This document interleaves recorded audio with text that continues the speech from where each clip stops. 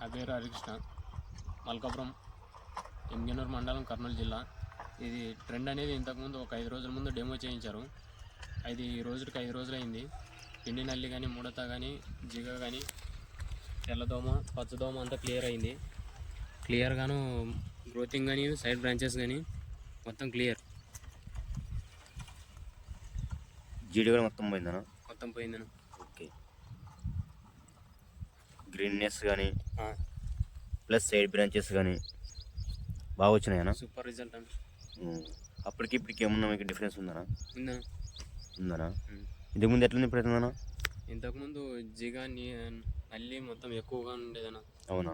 ఇప్పుడు 5 రోజులకి clear కనీగా result అయితే బాగుందన్న. ఓకే ఓకేనా. ఓకే, వేరే రైతులకు కూడా చెప్తారనా? చెప్తామన్నా. సరే, ఓకే, థ్యాంక్ యూ అన్న.